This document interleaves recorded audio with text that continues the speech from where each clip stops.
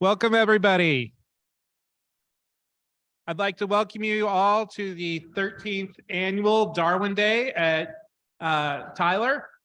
And so this is a joint effort. We'd like to thank the people from Tyler Junior College who hosted yesterday's events. They had events at talk as well as a movie at the planetarium. So thank you very much. And we'd like to thank the Discovery Science Place who is hosting our event tomorrow as well.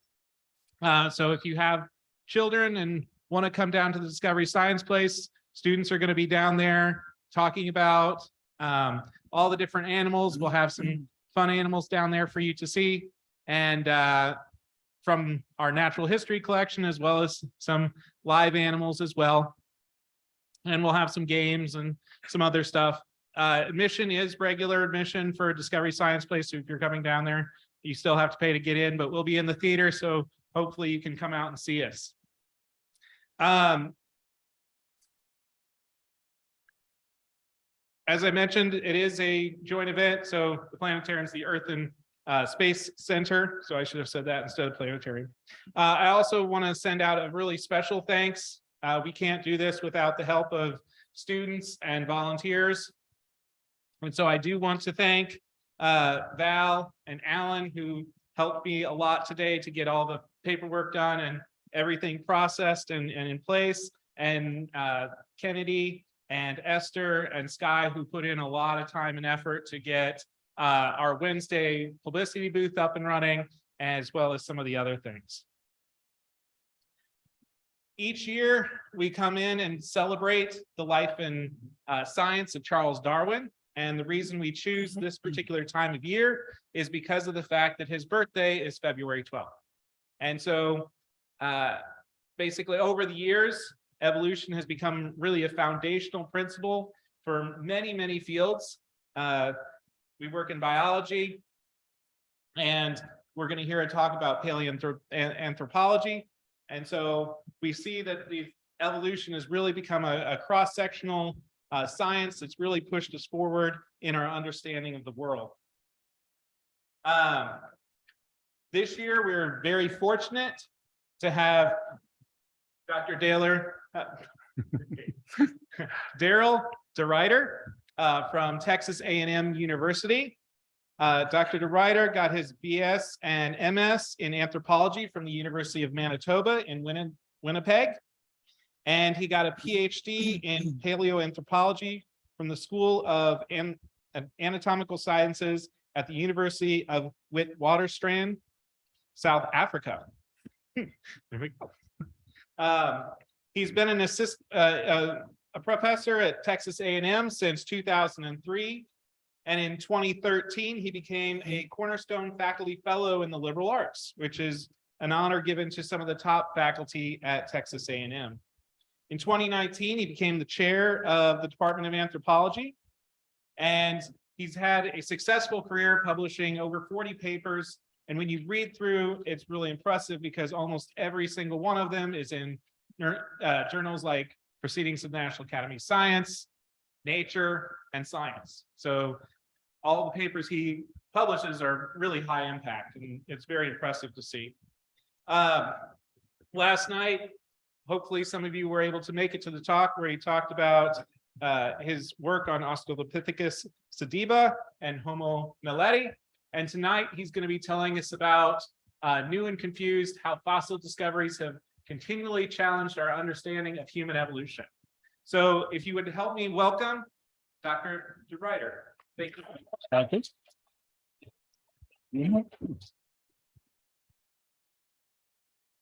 Thank you very much. I appreciate it. Is that too loud? No. Okay. I'm hearing feedback from the. I don't want to say it's my heart, but it might be my heart beating. So I am from Texas A&M University, which means I am contractually obligated to say howdy. You are not required to respond, but back home that would get a much louder response. So thank you everyone for inviting me here. I really appreciate it. For those of you who saw the talk last night, don't worry, this is almost completely different. I will end up though, as we always should, in South Africa, talking about some of the fossil deposits that I work on there. with my both South African, English, Canadian, German, Chinese, Ethiopian, Tanzanian colleagues. But what I want to start out with is basically a history of paleoanthropology. And what I decided to do with this is just go through it discovery by discovery by discovery. Not every single discovery, obviously, we don't have enough time, though if you gave me time, I would blather on for hours. I am a professor after all.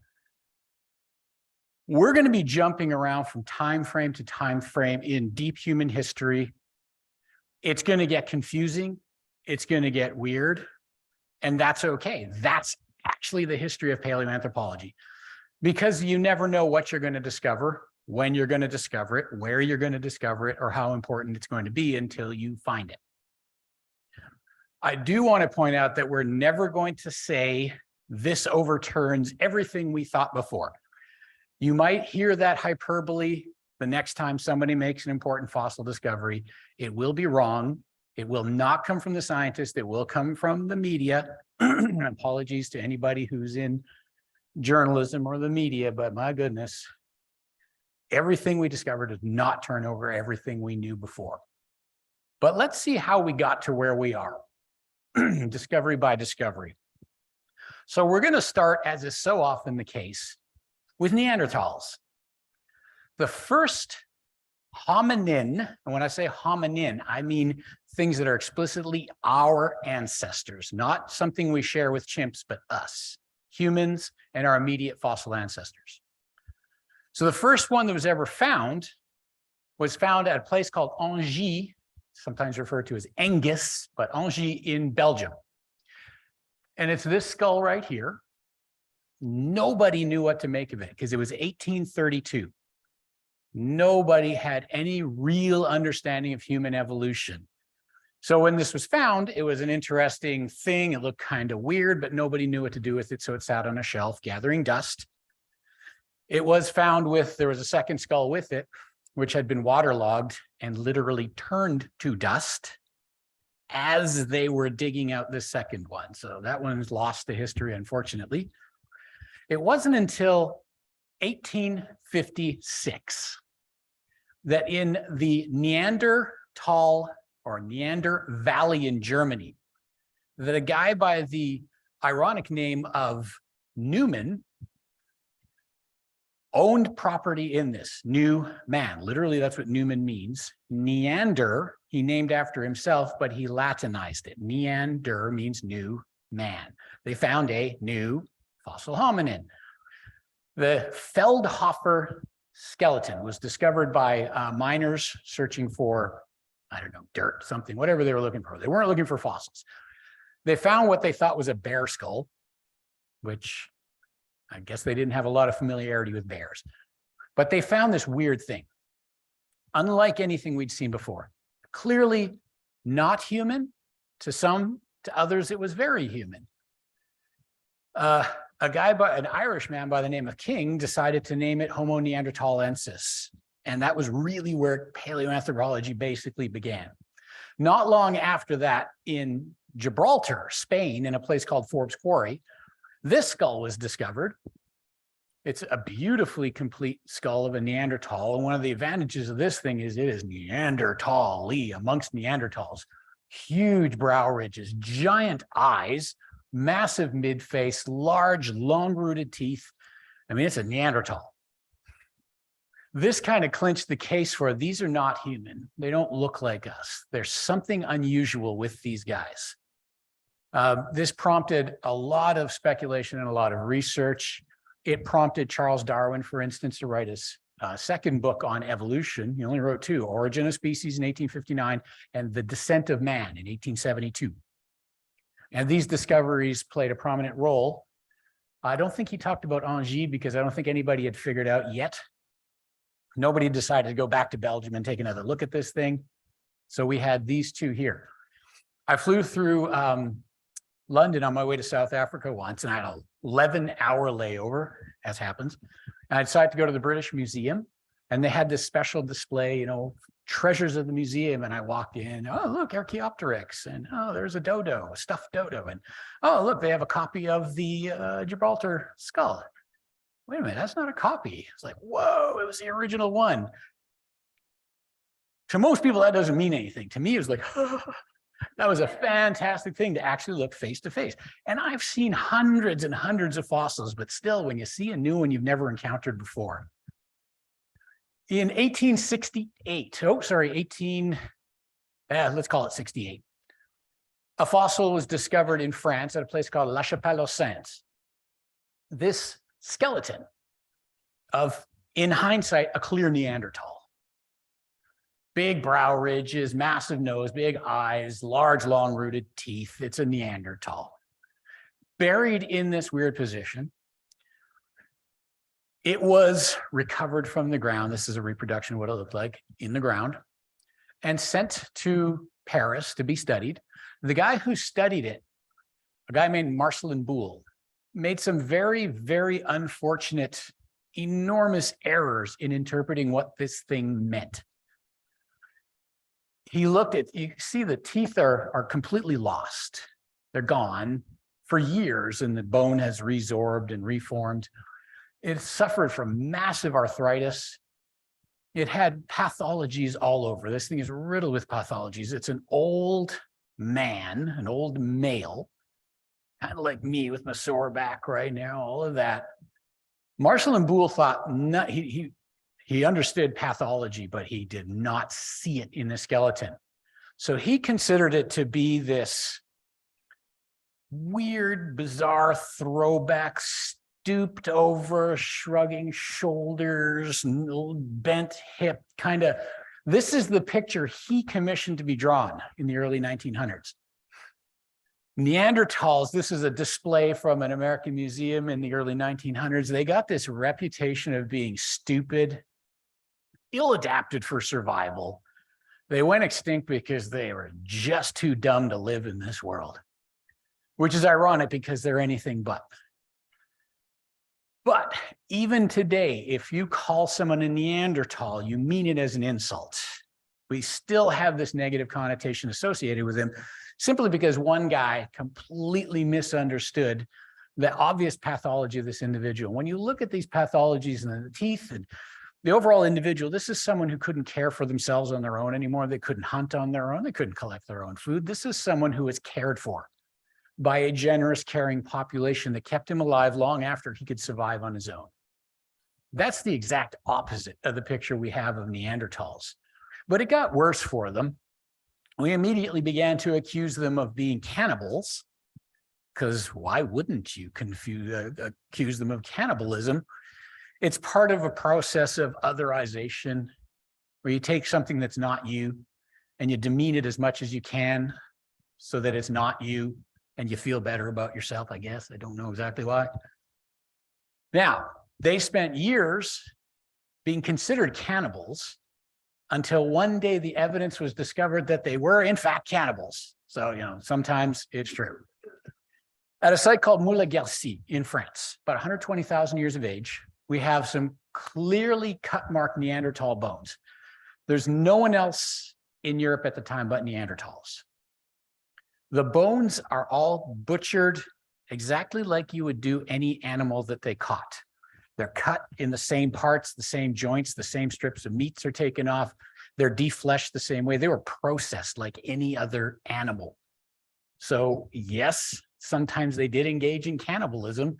And at Moulin-Guercy, it seems like it was just another meal on the plate, which is not a very good look for the Neanderthals. But it got worse. At a place in Spain called El Cedrón, about 40,000 years old. The El Cedrón skeletons, there are 13 of them. When researchers studied their DNA, they realized that all of them are related to each other. All of them. Very closely related, suggesting a high level of inbreeding. And there are pathologies that show up on some of their jaws and other parts of the skeleton that suggest they were heavily inbred. And it's been suggested that somehow that very unhealthy population took to cannibalism, because there's also indication of cannibalism. There's also indication, though, of chronic nutritional stress. These things led a very hard life. They suffered disease, they suffered starvation, malnutrition. And eventually, because they're all related, it strongly indicates that they were all killed together and then cut apart. And this includes children. They're little wee ones. Killed, butchered, eaten. So maybe they do reserve a slightly bad reputation. We're going to come back to Neanderthals a little bit later on, and we're going to try and restore their reputation. But for now, a little bit Neanderthal-y means a little bit cannibal-y. 1868, again, CroMagnon, discovered in France, again. Now, this is clearly a human, but a very important one. It was considered to be the earliest human occupant of Europe. And reconstructions, even recent reconstructions that are made of them, have them blonde-haired, blue-eyed, very Nordic-looking Europeans. If you actually look at the skeleton or the skull in any detail, it's far from that. It bears all the characteristics of its African heritage. So it would not have looked like some, Norwegian or Swede. It would have looked much more like its ancestral population. So we kind of make some mistakes along the way when we let our preconceptions guide us. Speaking of preconceptions, in 1875, a guy named Ernst Haeckel predicted we should find human ancestors somewhere in Southeast Asia. I don't know how he came up with this. I suspect he wanted them to be related to orangutans, and he decided that's where they were, and with no evidence whatsoever, named them Pithecanthropus alalis. Alalis means, it was a word he made up, means they didn't have language. He assumed they wouldn't be able to speak. 1891, a Dutch anatomist decided he's going to go find this ancestor. So he travels. He actually resigned his position at the University of Amsterdam, resigned it, joined the Royal Dutch Navy, traveled to Indonesia, and immediately found fossils. Immediately, he looked for a few years, but then he found fossils. But this is even weirder than Neanderthal. It's got a tiny little brain, but massive, massive brow ridges. There's a femur that's associated with it. They were considered to be, he considered them to be, kind of mindless brutes. This here suggests that's not the case. This is a bony exostosis. That happens if there's a severe injury that is then blood rushes to the point of injury and clots. If that clot isn't cleared out by the body's natural process, it can actually ossify into bone. And that's what we have here. Now, imagine a very bad injury right about here. For some amount of time, you are incapable of caring for yourself. There's no way you're going to feed yourself for weeks, if not months. Somebody took care of this individual. We're going to keep coming back to that, caring for each other, even though we accuse them of not being able to do so. This was named originally Pithecanthropus alalis. Eventually, through a number of processes, it came down to being called Homo erectus. This is the first Homo erectus fossil ever found. Amongst anthropologists, Homo erectus is widely regarded as the direct lineal ancestor of us. It is absolutely directly in our ancestry. And this was the first one that was ever found. But things went off the rails in 1912. In England, in Sussex, at a place called Piltdown. Has anyone heard of Piltdown before? You might hear of it as the Piltdown forgery or the Piltdown hoax. So these are some bones that were artificially broken, artificially stained, and planted in a deposit that was made to look old by sticking a bunch of extinct animals in there with it, pretended to be discovered. I'll give it away right now. It was this guy here, Richard Dawson. Charles Dawson. Sorry, Richard Dawson was a TV host. Charles Dawson. I'm 99% convinced it was him. That's one of the reasons Piltdown is still so interesting. We don't actually know with certainty who did it, but it was him. It was Dawson. Now, the problem was this fossil is an excellent illustrator of the pitfalls of human evolutionary science. It was exactly what the scientists in England expected to find. They knew they were going to find ancestry there. They misunderstood evolution and assumed since the English gentleman was the most evolved thing on Earth, human evolution must have started in England. We've had the longest to evolve and become the best. They had this weird ranking: English men, German men, French men, English women. So they're in there, they're in the hierarchy, right? It was this bizarre ranking. And this fossil is just perfect. We know we're going to have a primitive body, but a big brain. As we'll see in reality, it's exactly the opposite. But this hoax, which was really clumsy. I'm sorry, but I've read many books on this where they say it was a very, very elegant hoax. It was the weakest, stupidest. How this wasn't discovered is just, it's mind-boggling. It was so obvious. I'll show you in a little bit. But it held up real fossil discoveries and their acceptance by the scientific community by decades, because in England, they could always point to Piltdown and say, this is where human evolution was perfected, and this is where it began. And they were completely and utterly wrong. In 1921, this skull was found in what is today Zambia, what was then Northern Rhodesia. It was eventually, it was found in 1921. It didn't make its way to England, the center of the universe, until 1934. And once it got there, nobody knew what to do with it, so it kind of got shelved. And we're going to come back to that one. Now, the story really gets interesting in South Africa, as is so often the case, in 1925. Raymond Dart, an Australian expat anatomist working at the University of the Witwatersrand, which was then 3 years old, in the Department of Anatomical Sciences. That's where I got my PhD. That's why I went there, because that's where Dart started the party. Found this skull. I'm not going to go through the details of the discovery itself. It's this wonderful long story, but we don't have time, unless you want to sit here all night. Hearing no support for that. So what he had here was something that looks exactly opposite what the Piltdown expectation would say. It's bipedal. You can tell by the arrangement at the bottom of the skull, which you can't see in this picture, but it's bipedal. But it has very primitive jaws and teeth and a tiny little brain, not much bigger than you would see in a gorilla or a chimpanzee of the same age. And in England, they said, aha, what a wonderful discovery, but it's meaningless for two reasons. First off, it's got a tiny brain, and we know, based on nothing, that human evolution was a brain first thing. Therefore, if it doesn't have a big brain, it can't be our ancestor. And second off, we got Piltdown. So this stuff in Africa. But the weird thing is, this is what Charles Darwin had predicted we would find and where we would find it.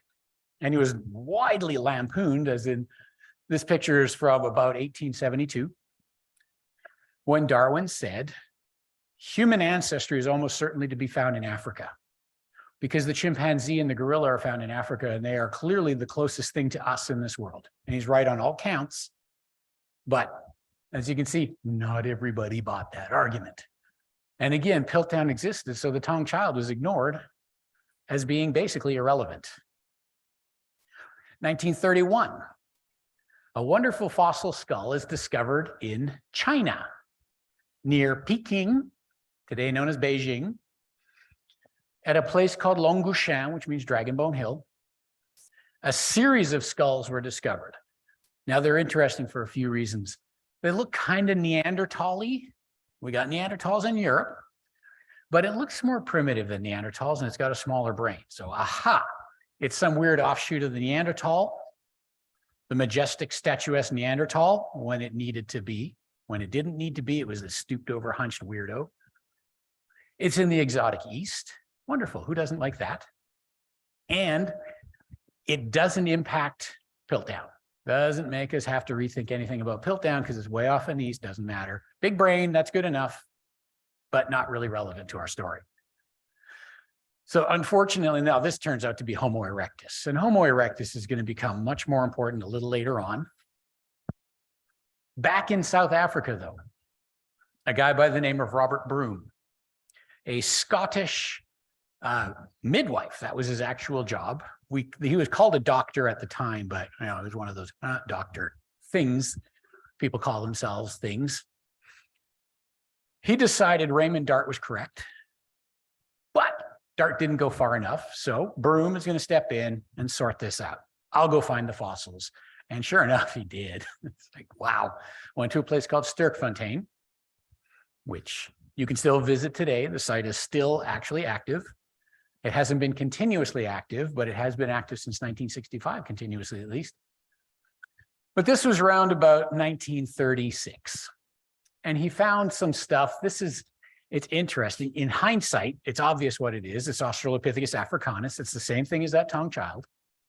But, it's a bit crushed up. It's a bit hard to see. Later on, they found a brain endocast, which slots right in here. You can actually just set it in there. The curators don't like it when you do that, so I don't recommend it. If it's in there, belongs to this thing, it's obvious. But still in Europe, or at least in England, they said, no, that thing is too small. That brain is scarcely larger than that of a chimpanzee or a gorilla. That ain't us. We know, Piltdown has shown us, big brains came first, everything else came second. Now, they were finding other things in South Africa at the time. Broome in particular, Robert Broome was finding other things. And in 1937, he uncovered something really weird. So this is what we call a robust Australopith. It is Paranthropus robustus. It is a very robust looking skull. It's hard to give it any other name. He is very apt at naming this thing.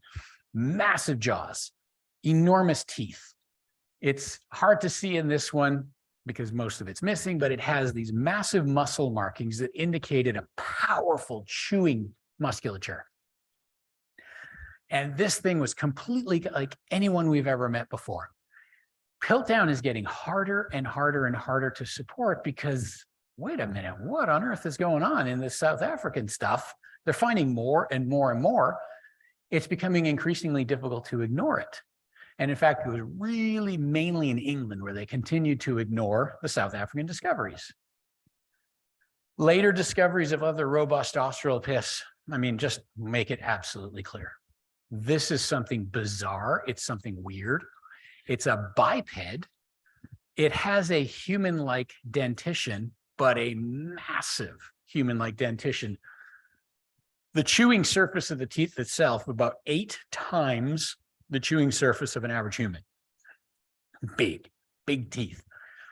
Massive jaws. Whoops, this thing is absolutely enormous. Huge, powerful jaws. Big crests for anchoring these huge chewing muscles. This is a chewing machine. So it's really weird. It's part of our lineage, but it ain't us. And it doesn't look at all like us other than being bipedal. So when you're thinking of robust Australopiths, rather than thinking of, say, a mother-father relationship, think aunt-uncle. They're in your family tree, but they're not your direct ancestors, but they're related to your direct ancestor.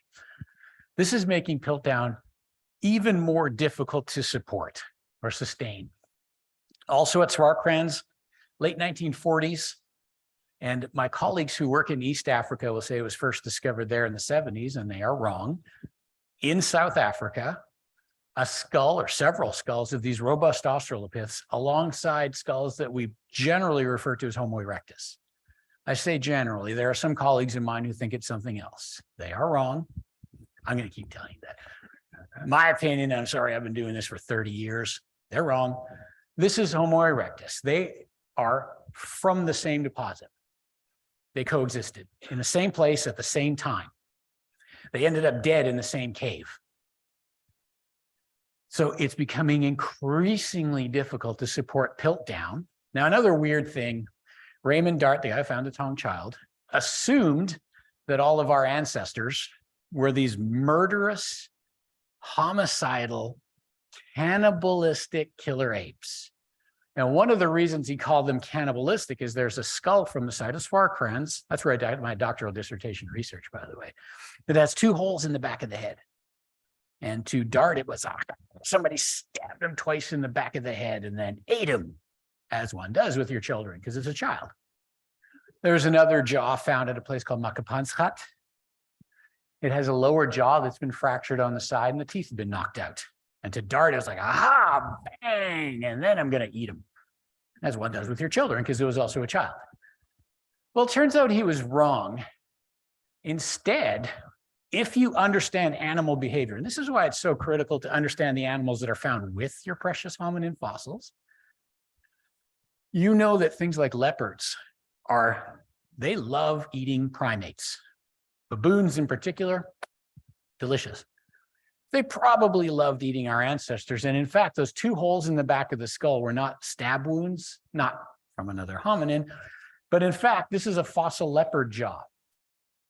And leopards, when they kill a baboon, they want to protect it from being scavenged by lions or hyenas. So they straddle it, grab it in their mouth. They put the lower canine teeth in the back of the skull and the upper canine teeth into the eye sockets, eyeballs, and they drag them up into a tree or down into a cave.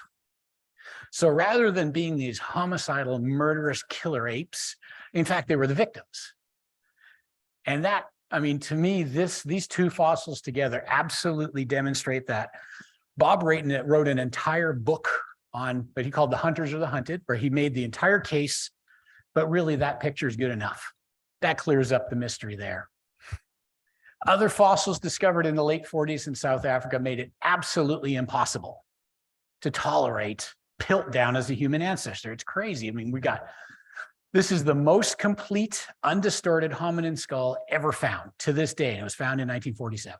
It's still the best of the best. The only thing it's missing is teeth, sadly. You see it's cracked in the middle here. Robert Broome, when he found this, excavated it with a whiff of dynamite. Yeah. Sometimes they still excavate with dynamite there. Don't excavate with dynamite. Luckily, though, you can take that cap off and see inside, and there's tremendous detail preserved inside that skull, which is great, because if he hadn't blown it off with his whiff of dynamite, nobody's going to let you cut the top off. Trust me. From bitter experience, I know they're not going to let you do that. Piltdown is impossible to sustain at this point. And so a British researcher traveled to South Africa, looked at these fossils, went home and said, guys, come on. And I'm going to paraphrase, guys, come on. Piltdown's bullshit. Pardon my French. We can't really accept that. Look at this. This is so clearly a bipedal animal. Pelvis, vertebrae, ribs. It's a biped. So that prompted another scientist. He was a South African living in England. I believe he was at Oxford, named Joseph Weiner. And he said, I got to take a little closer look at Piltdown. And what he found when he looked closer was just the sloppiest, cheesiest fraud ever perpetrated. All of these bones have been stained with potassium bichromate. It's really obvious that they have. The teeth in this lower jaw, which is actually an orangutan, have been filed flat so poorly that you don't need a microscope to see the file marks. They're just there for all to see. This is a piece of elephant bone. Anybody, what does that look like? A cricket bat. It looks like a cricket bat. And to me, that suggests somebody was like, come on, guys, has nobody picked up on this? Okay, I'm going to stick a cricket bat in the hole. Nobody got the joke. At this point, they realized Piltdown was a complete hoax, an utter fraud. Now we can start moving forward with a better understanding of human evolution. Now, this prompted Louis Leakey in Tanzania to recommence his exploration. He had been exploring in Olduvai Gorge since 1931. He had only found stone tools until one day, Mary, his wife, found this skull.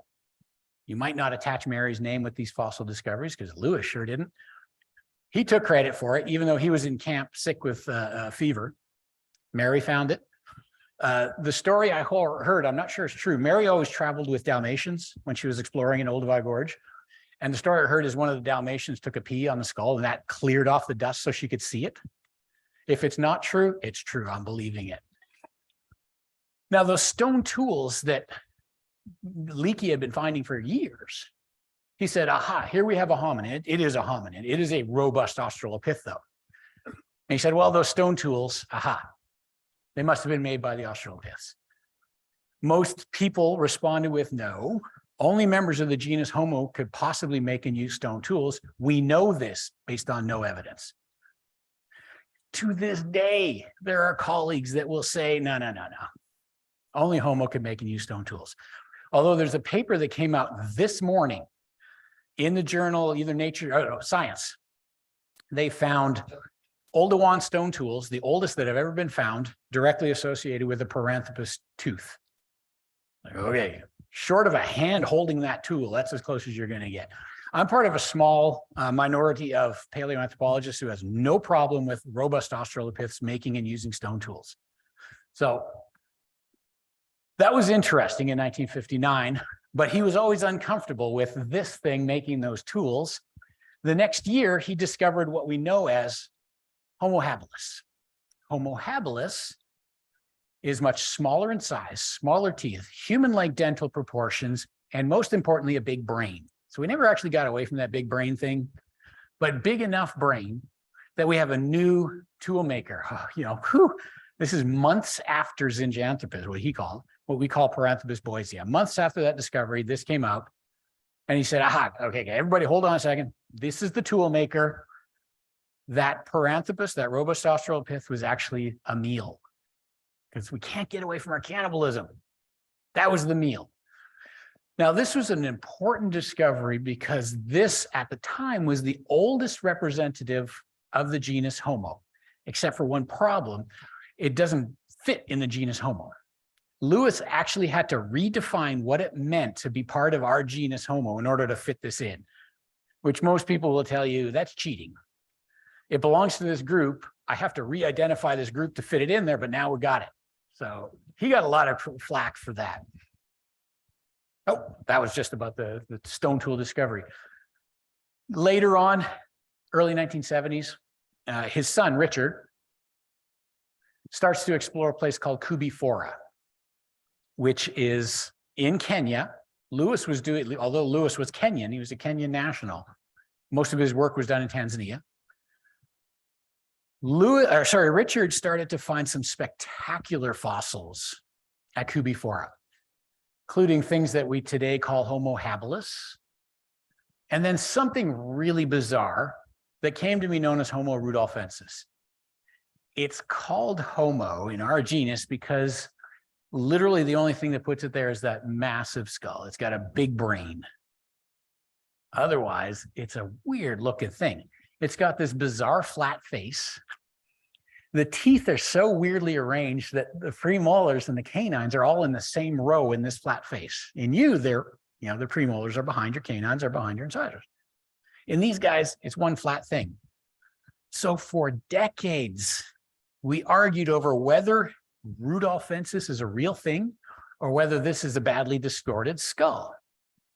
And it turns out, based on a fossil discovery made in 2012 of something that is clearly not distorted or flattened, but has all those same weird dental characteristics in that bizarre flat face. This thing here, or these two things here, to my mind, convincingly demonstrate that rudolphensis is a real thing, an actual biological entity. There are like 5 or 6 fossils that we can throw into that category, and that is it. We do not know much at all about this weird thing.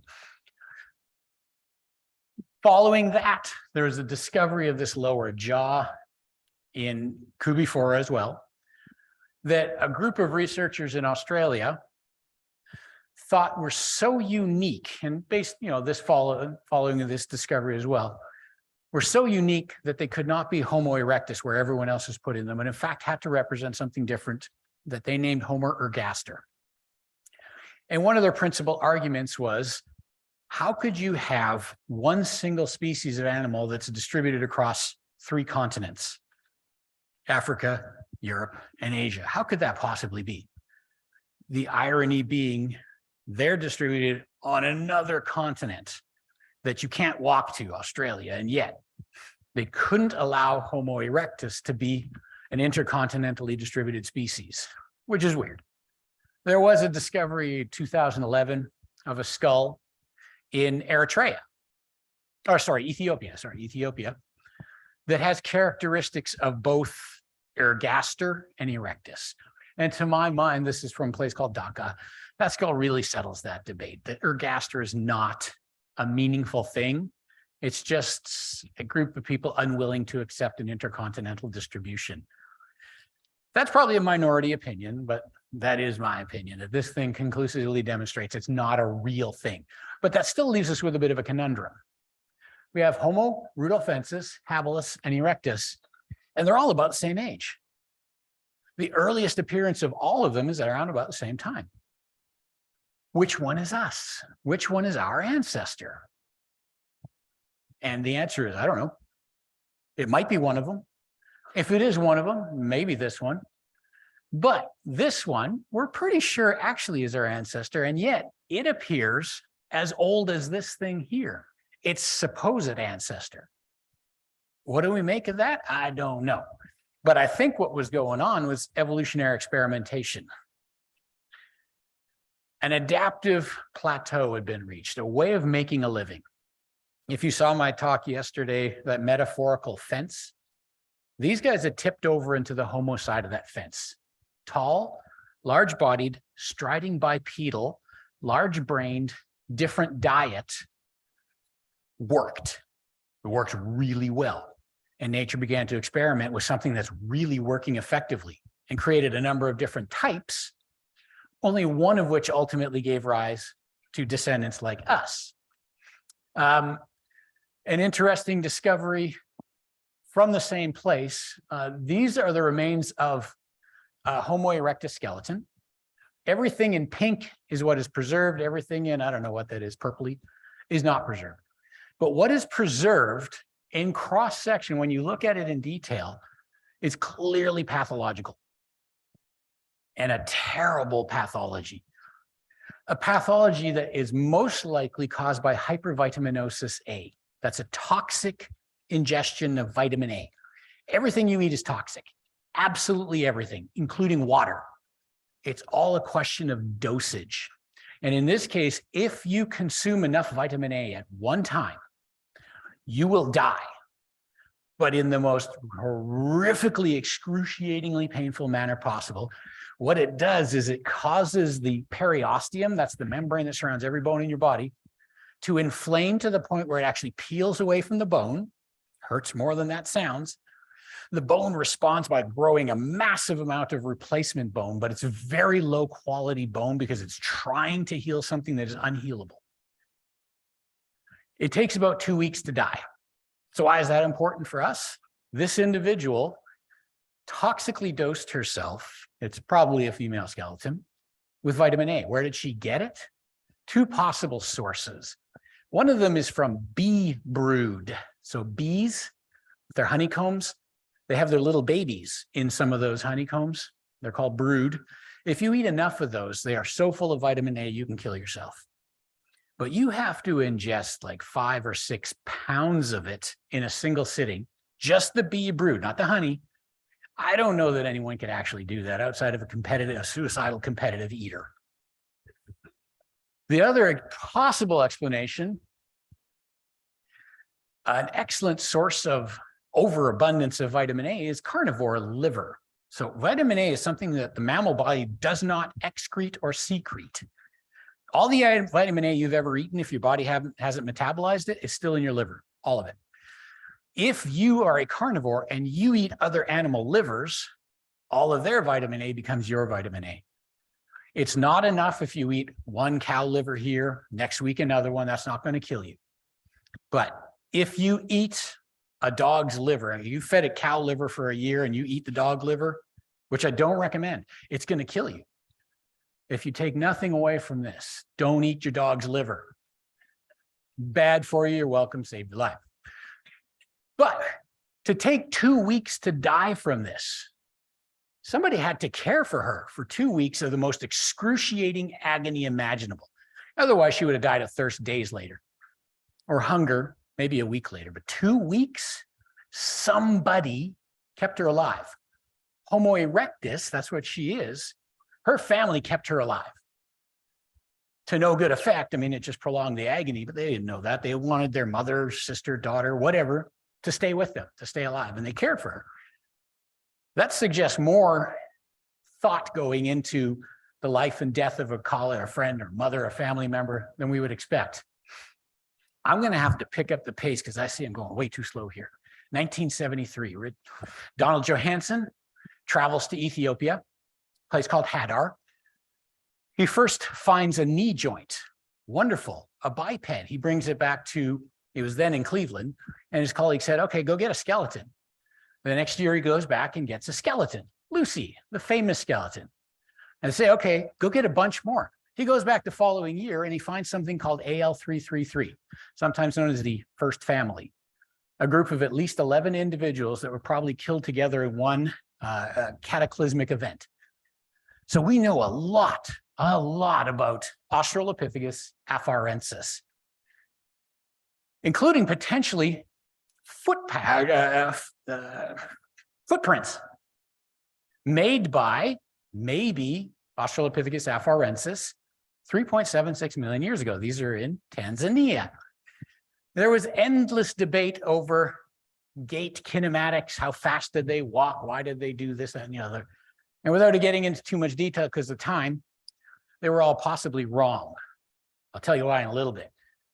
In the mid-1970s, a series of fossil discoveries brought this one back to our attention because these are so weird. It's something called Middle Pleistocene Homo, or if you study anthropology, you will know it as the muddle in the middle. We do not know what to make of these guys. This one's from Africa, Asia, Europe. They look similar to each other, but there are some profound differences between them. But weirdly, this one looks more like the Asian one than either do to this other African one. There's no patterning within the continent of Africa. There's no patterning over time. There's no patterning in Europe and Asia. We don't know what is going on with these guys. They look weird. And this one is still an unanswered question. So again, muddle in the middle. But one of them comes from a sample at a place called Cima de los Huesos in the Atapuercan Hills in northern Spain, near El Cidrón, where the cannibalism was going on. This is much older. They've got right now 17 skulls, at least 29 individuals, all dumped in this deep, dark, dangerous, nasty pit at the end of this long, horrible, difficult to reach cave system. When you look at how much these skulls differ from each other, what we call variability, there is more variability in this one sample than the entirety of the rest of the Middle Pleistocene Homo record, which suggests they just all looked weird in the Middle Pleistocene. They all looked unlike each other and yet similar to each other. But a lot of variability could be built in there. The earliest, some of my colleagues are still trying to find the earliest human, and I don't think they're ever going to succeed because it never happened. There's no such thing as the earliest human, which is a weird thing to say because we're all human. But at no point did, say, Homo erectus mother give birth to a Homo sapiens baby. That never happened. And if that never happened, you'll never find the first thing because it never was. Having said that, some of my colleagues continue to search for the first human. This was last month. This skull was redated at 223,000 years, and we're told now it's the oldest human ever found because it's got big brow ridges and it's got a chin. Well, you can find those things elsewhere. So a different research team in Morocco said, we've got the oldest one. It's 300,000 years. Ha ha, we're older. Right? This search for the biggest, the baddest, the oldest, the newest, whatever. It's all hyperbole. You're never going to find something that never actually existed in the first place. So I'm just going to rush past those to a spectacular find, 1985 or 84, Homo erectus. This is the Nariokitomi child. Everything about this says human side of our metaphorical fence from yesterday. It's got a barrel-shaped chest. It's got a human arrangement of the pelvis. It's got long striding legs. It taught us so much about basically every way that Homo erectus made a living. We know that Homo erectus gave birth to premature children, like humans do. Humans are born about a year earlier than they should be relative to other mammals. If any of you have children, you know, for that first year, they're basically useless. You have to feed them. You have to clean up the poop, the pee. They can't do anything but scream and try and claw your eyes out. That's about all they can do. We see that here. It has a relatively large brain, but a relatively small pelvic inlet, which means to get that thing through that thing, it had to happen earlier. We know a lot about their growth patterns. They grew up much faster than us. In human terms, this would be about 12 years of age. In Homo erectus terms, possibly as young as 7. And this is reproductively capable at 7 or 8 years of age. Much faster growth. It taught us a tremendous amount about how they made a living. Oh, I'm going to really start writing now. This skull was found in 1985. It's called the Black Skull. It is clearly a robust Australopith, but it is robust amongst robusts. It's very similar to Paranthropus Robustus that we've met, or Boisei and Robustus that we've met before. But weirdly enough, it's as similar to Australopithecus Immensis as it is to a robust Australopith. There it is. This is one of those cases where we have an answer. Immensis is the ancestor of Ethiopicus, is the ancestor of Boisei. Great, we have a lineage. Makes a lot of sense. And it's nice when a fossil discovery can explain something that clearly. 1994, a group of researchers from Berkeley in Ethiopia discover a partial skeleton of something 4.4 million years of age called Piphicus. And what makes Ardi so unique is their interpretation of the anatomy suggests that they lived a bipedal life on the ground, but up in the trees, they're on all fours. So rather than this idea that coming out of the trees and moving on to open savannas and we became bipedal, no, bipedalism happened in a closed forest setting. That's really weird. That's not what we were thinking. This one is still undecided. A great many of my colleagues think they're completely wrong, but a good number of my colleagues that I trust, whose opinion I think really, really is worth listening to, say, darn it, I don't like it, but I guess they're right. So, darn it, I don't like it, but I guess they're right. 1995, Australopithecus Immensis is discovered. It's 4.1 million years of age. It's intermediate between Ardipithecus and Afarensis.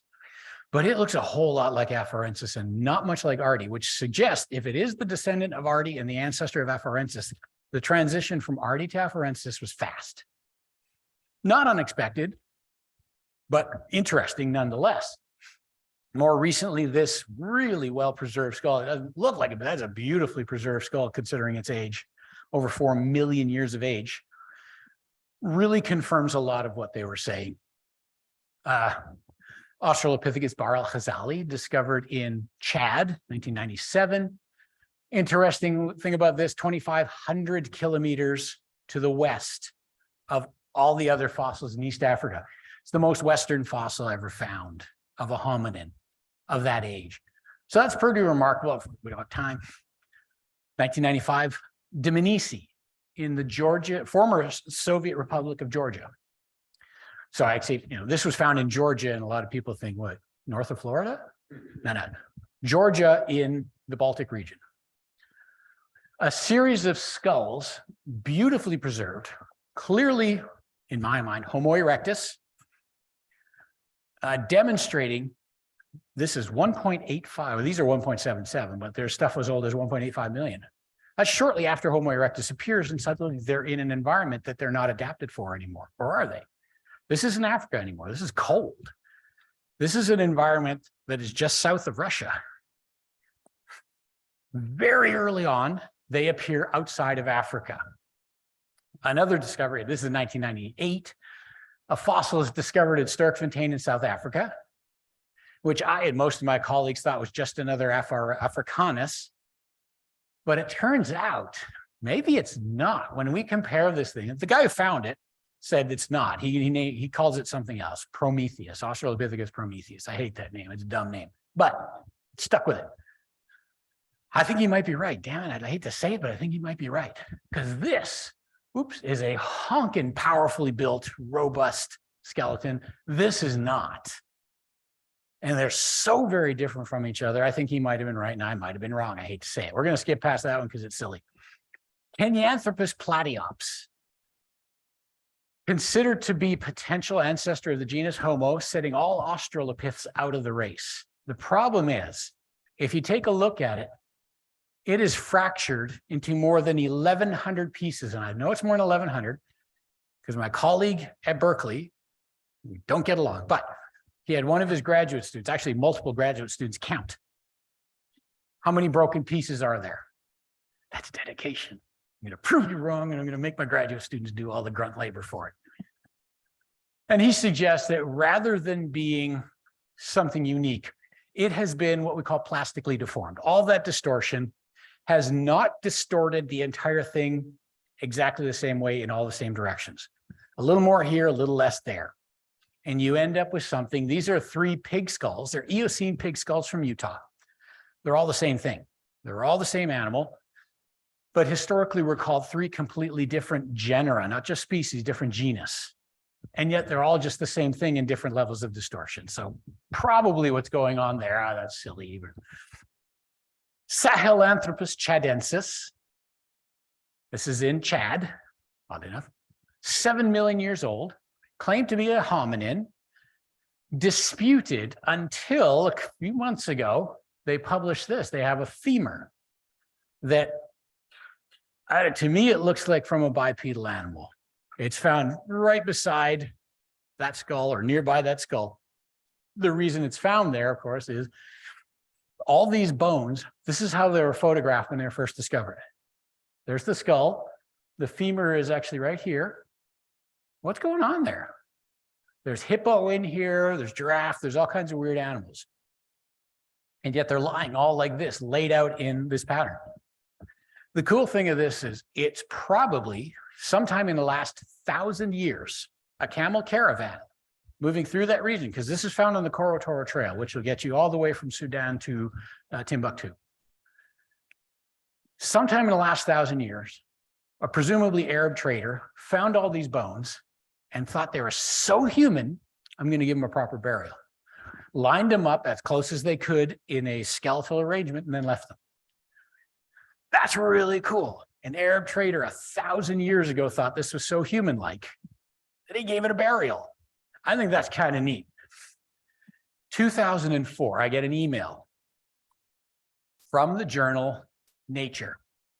And the subject line is, "This is not a hoax." I've never received an email from any journal, never mind Nature, saying this is not a hoax. And it went on to describe Homo floresiensis, the Hobbit. 2003, Hobbit just came out. I mean, Lord of the Rings was still in the theaters. Tiny, diminutive little thing, bizarre. At first accused of being highly pathological, but they couldn't identify any particular pathology. I was skeptical of it, but then later on, when my team discovered Homo naledi, I'm starting to be a little more receptive to the notion that there's some weird stuff out there we've just never encountered. 2010, some bones are found that are about 3.1, 3.2 million years of age and have cut marks on them. There's only one guy around at that point, Australopithecus afarensis. So Australopithecus afarensis made and used stone tools 3.2 million years ago. Archaeologists are freaking out. That can't be. How dare you? Why I oughta. They got downright angry about it. 2015, stone tools, absolutely in situ, dated to 3.3 million years of age. These are, I mean, it's not a beautiful stone tool, but that is a stone tool that is in undisputed context. Australopithecus afarensis made and used stone tools. Or did they? 2012, fossil is discovered at a place called Bertelli, mainly a foot. But this Bertelli foot is exactly as old as Lucy, a little over 3 million years of age. But this foot is as different from that of Lucy as Lucy's foot is from Australopithecus africanus, suggesting this is a different thing. Later on, they discover some jaws and say, aha, we've got a new species here. We're going to call it Australopithecus deiremida. Now, who made those footprints we looked at before? If there's two things with two different foot anatomies, walking around Eastern Africa 3.2 million years ago, who made the footprints? I'll tell you right now, I have no idea. That's not my thing. But boy, they're getting angry about that. They're going to figure it out, but they're going to be angry about it. And then we start to get into some real modern high-tech stuff, Neanderthal DNA. So Svante Pääbo just recently won the Nobel Prize, the first ever awarded to an anthropologist. I'm going to call him one. He has called himself that. Yay, yes. Never thought we'd get one of them, except the Nobel Peace Prize, but not in our field. So Neanderthal DNA, finally we're able to reconstruct entire genomes. And what's really weird about Neanderthal DNA is it's still here with us. So where did the Neanderthals go? Did they go extinct? And the answer is no, they did not. They're sitting in a room right now. Most people of European, Asian, or even Pacific Island heritage have Neanderthal DNA in them. Somewhere on average between 1% and 2%. But the crazy thing is, my 1% might be different than your 2%. It might be completely different genes. There's so much Neanderthal DNA preserved in human genomes that you could reconstruct somewhere between 35 and 70% of the entire Neanderthal genome just from living humans, which to me is like, wow, that is amazing that we can do that. Yay, science. So the Neanderthals never went away. They never went extinct. They're right here. We just interbred with them. The humans simply had larger populations. And we just genetically swamped them through continual breeding with Neanderthals to the point where their DNA is still in our genome, but their physical appearance isn't anymore. At least not that super Neanderthal-y appearance. So we argue about what's there. Oh yeah. I don't have time to go into the DNA of Neanderthals and how it's operational. It's not just quiet genes. Some of the inherited traits that we have today, we inherited from Neanderthal interbreeding. Now, anthropologists sometimes still, oddly enough, argue were Neanderthals a different species from human, which is such a weird argument to me. 35,000 years ago in Europe, a living human looked at a living Neanderthal and said, yep, I'm going to interbreed with that.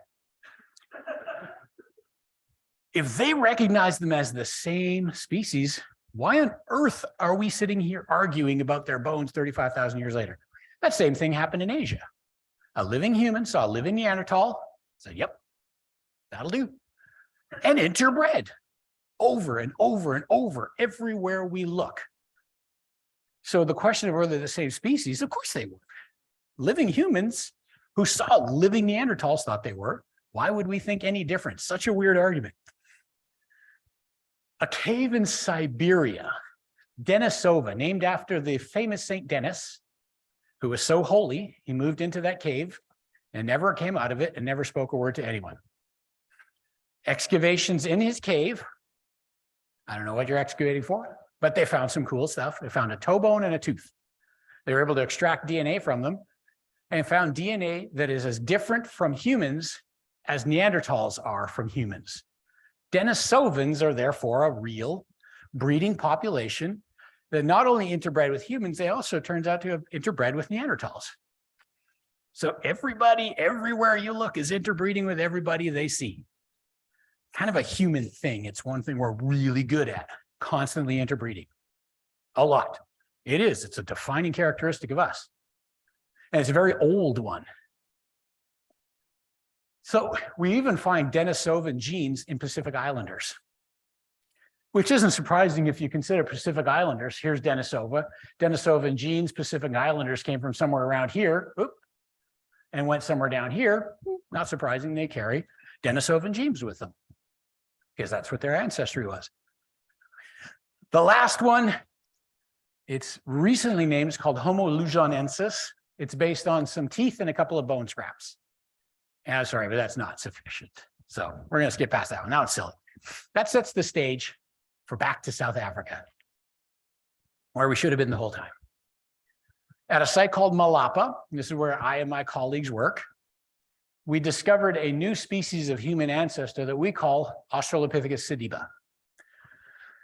So for everybody who saw the talk yesterday, this is where that one starts, right here. Sediba, relatively complete skeletons. We have a tremendous amount of evidence of these things. We know what we're talking about them. Small brain, not much bigger than a chimp, but the prefrontal cortex of the brain is starting to reorganize in a way that mimics or is approaching what we see in humans. It's heading in the right direction. That area of the brain is associated with higher order reasoning, abstract thought, things like that. Very human-y, but tiny brain. A shoulder, if you just line up the orientation of the shoulder blade, very much like an orang or a chimp that had a massive amount of rotatory ability in its shoulders. I don't have that much anymore. I might have dislocated something there. But they had that massive, enormous amount of mobility in that shoulder. Yet a hand with a long thumb, the first thing we've ever seen that was able to do this. I don't know that they ever walked around doing this, but maybe. But that gives them the ability to make and use stone tools. We don't know if they did or didn't yet, but they sure could have. And yet, human as that is, if you look at the proportions of the limbs, all of these, this is a human, Sediba, and a chimp. They're scaled to the same humerus size. You see that the forearm is much longer in Sediba than it is in a human. There's that ape-like upper limb, but the pelvis is very human-like. It's adapted for striding bipedalism.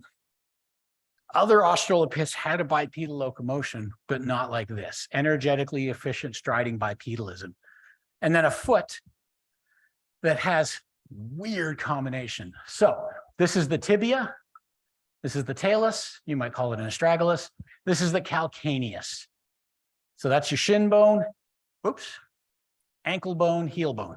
The ankle bone, the talus, is very human-like. The weird thing, though, that calcaneus is very chimp-like. It's bizarrely chimp-like. The reason we don't take these apart is because had we found these two bones lying side by side, we'd be hard-pressed to convince anyone they belong together. That's a chimp, that's a human. But here we have them together in one foot, unmistakably. That gives them a massive amount of lateral rotatory capacity in the foot. That means they could turn their foot on the side of a tree to climb. A very clear climbing adaptation, same way chimps do. So what we have here, if you saw yesterday, here's my favorite part. This is what Darwin predicted we would find, a transitional form, something between an Australopith and Homo erectus. There's Australopithecus sediba. So if you watch carefully, I'm really good with PowerPoint. Charles, take that frown and turn it upside down is literally what I did. Cut and paste, turn it around. But this is what Darwin predicted we would find. Some kind of intermediate form that had characters of its ancestry and of its descendants. On top of that, at a nearby cave called Rising Star, I'm really going to rush through this now, in an extraordinarily difficult to access chamber. The choke point to get into the chamber is 8 inches wide. That's bigger than 8 inches. I never have to go in there. Ugh. I hate caves. I don't ever want to go down into this place. Excavation is tricky. I'll just put it mildly. This is Marina, one of the lead excavators. I know it's her because she's barefoot. She always insisted on going barefoot. We found to date over 2,000 fossils of Homo naledi in a chamber that we call Dinaledi, which actually means star chamber. Okay, look it up. What we have with Homo naledi is a human-like body. So this is Homo erectus, this is an Australopith. It's clearly a human proportion thing. Long arms, short legs, barrel-chested torso, but with a tiny little pinhead. A brain somewhere between 1/3 and 1/2 the size of a human, in a body that overlaps with modern living humans today. That's weird. The teeth are very simple in the occlusal, the cusps. That's very human-like. But the proportions, they get bigger as you move farther back. That's very Australopith. There's no humeral torsion. which means that's a very chimp-like arrangement, suggesting they had some kind of ability to climb, but a hand that is interchangeable with a human. Slightly curved fingers, but not outside the range of variability of humans. But the femur is very primitive, very Australopith-like. Very, very weird looking, but a foot that is interchangeable with human. If you took that foot or that hand and threw it in a box full of humans, you'd never pull it back out. That's really, really weird. This bizarre arrangement in something that is clearly lineally related to us. But the primitive parts suggest that this lineage branched off before our ancestor Homo erectus even existed. So for at least 2 million years, these guys were around in Africa, while our own distinct exact heritage was also in Africa. Whether they met each other or not, I don't know. The thing that captivates people's attention more is in the Dinaledi chamber, there's only one thing in there, nothing else. One type of animal, Homo naledi. What on earth are these things doing there? There's over 2,000 bones. We count a minimum of 17 individuals, but I'm sure there are over 30. What are they all doing in there? They didn't live in there. It was a toxic environment. It's so dangerous that our excavators can only be in there for a few hours a day for a few weeks a year. And then the carbon monoxide builds up and they can't go back in. They didn't live in there because they would have died in there. They weren't washed in by water. They've never been able to get, no water has ever reached into that chamber because you have to climb up to get in there today, up a 45-foot rock that they call the dragon's back. Cavers are weird. They give these things dumb names. And then you slide down a 50-foot chute to get into this thing. That 50-foot chute, that's that 8-inch choke point. To get through there, I don't have a picture of it, sadly, but the excavators have to turn their head sideways in order to fit through. That's how tight it is and how crazy they are to go in there. Water has never entered into that chamber. Did they live in there and they all died together? Well, we see in the Dinaledi chamber, there are multiple depositional episodes. They didn't get there all at the same time. They got there weeks, years, perhaps centuries apart. That's not a very good survival strategy if every time you go in a cave, you all die. And that's not good for long-term survival. So that's not what's going on here. There's no indication of carnivores. There's no carnivore in Africa that can reach that chamber, 45 feet up, 50 feet down, and then get back out again, because there's nothing else in there but naledi. No leopards, no hyenas, nothing.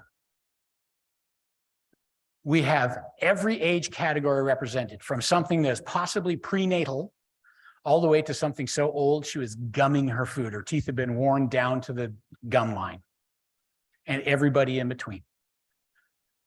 Everybody's represented. There's no particular group. I love this picture. Our archaeology colleagues, and I'm going to quote my favorite one, who disagreed with our interpretation, that this is a cemetery. And their explanation was clearly a band of marauding humans. How did he say it exactly? Because it's really great. A group of marauding humans slaughtered them, ritualistically slaughtered them, and then stuffed them down in this chamber to hide the evidence. I don't know who they were hiding the evidence from. I don't think there were any Pleistocene police. There's no indication of interpersonal violence. To us, this strongly suggests that, in fact, this was a cemetery. They were ritualistically, systematically disposing of the dead. It's not just getting rid of a stinky body, grandpa died, dump him in the back of the cave. This is so hard and dangerous to get to that you risk dying yourself. If that's your strategy to get rid of a stinky body, you might die in the process. That's not a good survival strategy. So when we say cemetery, so all of a sudden it's like, whoa, hang on a second. These things have the brains 1/2 to 1/3 the size of a human. How could they even perceive of their own mortality? Well, I'm not going to get into the philosophy of perceptions of mortality. I'm just going to look at the evidence. We find dozens of bodies in this deep, dark, difficult to access chamber. They weren't washed in. They weren't dragged in by carnivores. They didn't go there willingly alive. At least I hope they were all dead by the time somebody brought them in there and left them there. Kind of macabre if they brought them in and then left them there. It's possible. I don't know. This is a cemetery. This is the oldest cemetery we've ever discovered. Now that brings up a whole bunch of questions like, oh, well, the oldest human cemetery, the oldest human burial is only about 100,000 years. Did they pick that up from someone else? Maybe. That's more speculation than anything else. So we took a lot of criticism for this interpretation, but really we didn't just make it up. There is no other explanation that makes as much sense as deliberate body disposal. We can rule out every other potential means by which bones regularly get into caves in Africa, and we're left with Homo erectus systematically disposing of their dead. So the moral of the story, seeing as it's Darwin Day, we fight and argue as paleoanthropologists. If you want to get and ask 5 paleoanthropologists what they think the human evolutionary lineage looks like, and you get 6 answers, because one of us is really confused. We disagree about just about everything. We attack each other. We say you're wrong, wrong, and wrong. But one thing we never say is it wasn't evolution. The underpinning theory in every single aspect of paleoanthropology is evolution by natural selection as described by Charles Darwin. That's something we all agree on and have never, ever seriously questioned. The reason being, it's the correct answer. Evolution by natural selection is the explanation for the diversity of life on Earth, including the diversity of human ancestry. That we've never disagreed on. We disagree on so-stinkingly everything else, but not that.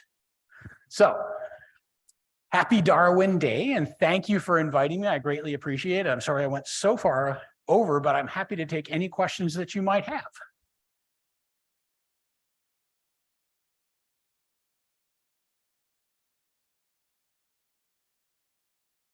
So if anyone has any questions, yeah.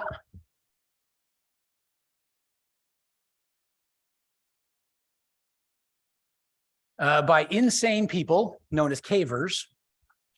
So after the discovery of Sediba, we realized that Lee Berger and myself, we had been to Malapa before, but there was a fence line that ran over it. We never actually paid any attention to it. And it really got our attention. Like, this was under our feet for decades, and we never looked at it. What else is under our feet that we never looked at? And the immediate answer was all the deep stuff. We don't go into the deep stuff. So we hired some cavers who do go into the deep stuff. They are insane. They fit into that little 8-inch gap. And the first guy that went down there, Steve Tucker, there is a foothold about 6 feet down. But he didn't know it was there the first time he slid in there. Couldn't see the bottom, didn't see a foothold. Like, all right, I'm going in. To him, it made perfect sense. Off he went. And then they found bones just lying there on the surface.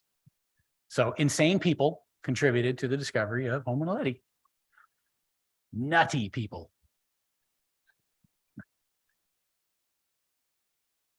So why is it so difficult for people to accept that ancestors may have used tools that aren't hominids? Not hominid, Homo, our genus. I don't know. These are, I guess the small brains, we're really fixated with brain size. But for me, I don't really care about brain size.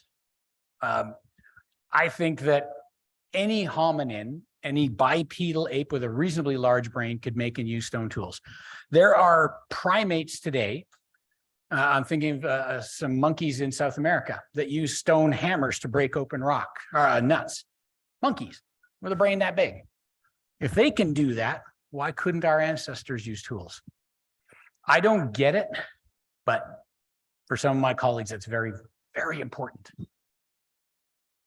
This is probably a very simple question, but what makes for good environmental conditions to get these fossils, like in the cave or other places? Say that again? What makes for good environmental conditions for these fossils? Caves are perfect. They are protected environments. They restrict, like rainwater falling on them, erosional cycles. They prevent ultraviolet radiation. They block a lot of carnivores from scavenging them. They actually prevent a lot of bacteria from slowly decomposing the bone. So the cave itself is a very protective environment. If you then rapidly bury something within that cave, like Sediba, there's two skeletons, they're lying on top of each other, were rapidly buried, so much so that the geologists who I trust tell me the sediment hardened within 2 weeks, hardened enough to preserve them within 2 weeks. Now, if two things are lying on top of each other and they arrived within 2 weeks of each other, they got there together. They really did. So that's a really interesting case with Sediba. Not only do you have a protective cave environment, but then a bunch of mud, a mud flow burying them very rapidly, excluding oxygen. So decomposition was slowed dramatically, and that led to some spectacular preservation. I think we had one here. Do you have a question? I was just going to mention that not only apes will use stones as tools, because I know a lot of corvid species do as well, and water displacement and sticks as well. Yep, and otters. The sea otters off the coast of British Columbia with the little shells on their tummies and crack them with stones. I mean, there's all kinds of animals that use tools.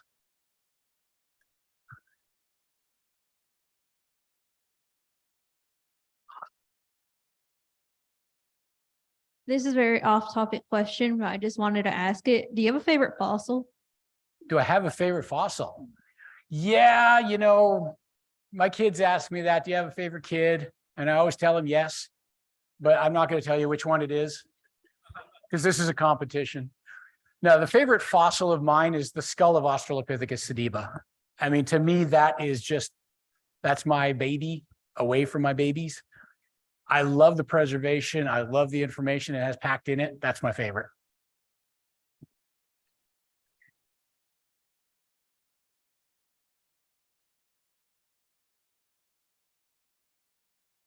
What is your opinion on like the different forms of the skulls, like how some of them were similar from different continents? What's your opinion on that? You mean the middle Pleistocene stuff? Oh, God. I don't know. I've never studied that question. And ironically, Homo naledi is middle Pleistocene, but we don't have to worry about it because it doesn't look like those weirdos. Really, what I think was going on was populations were locally adapting to regional conditions, but interbreeding with nearby local populations. And this is basically gene flow, a simple concept. I'm in this village or group. I go interbreed with somebody over there. They have a child that has half my genes. They move to the next group and interbreed there that has a quarter of my genes. My genes are moving miles and miles without me. And I think that's what was going on. They all look roughly similar because they're all interbreeding via gene flow across continents, but they have regional differences that don't really have anything to do necessarily with evolutionary survival. I mean, it could literally be sexual selection. That if it's female preference, you know, the male with a gigantic nose and a huge honking eyebrow, like the monobrow, like, ooh, that's the one for me. Maybe. It could be something as simple as that. But I think the fact that DNA evidence is starting to show, we're starting to get older and older DNA evidence is starting to show that that was the pattern everywhere, that they were interbreeding all over. So I think that's the explanation, that they're not discrete different things. They're just regional weirdos of the same thing. I often refer to them as weird hominins, as weirdos, because Yeah, I think this will be our last question then.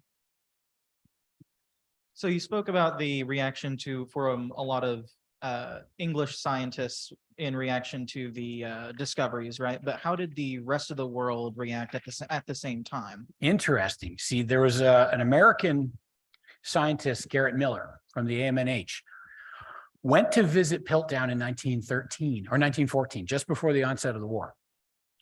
And he came back to the US, and in 1915, he reported in a paper that there were rumors that the fossils were planted, that someone had perhaps artificially stained them and planted them to give them an appearance of great age.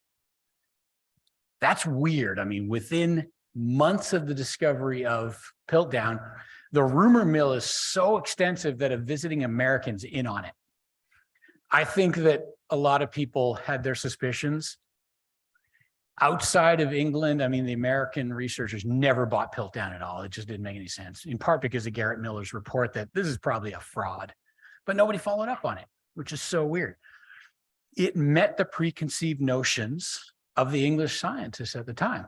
In Germany, I think they were a little too busy getting ramped up for World War I to really pay too much attention. And then that was a huge part of it. World War I intervened. Charles Dawson, the guy who did it, died of natural causes in 1916. The end of World War I. I mean, everybody's got a little bit other, a few other things on their mind than that crazy thing he found a few years ago. And then they just kind of forgot, I guess, that these rumors ever existed, and then just bought into it because it supported what they were thinking. Human evolution was a brain first thing and happened bestest and mostest in England.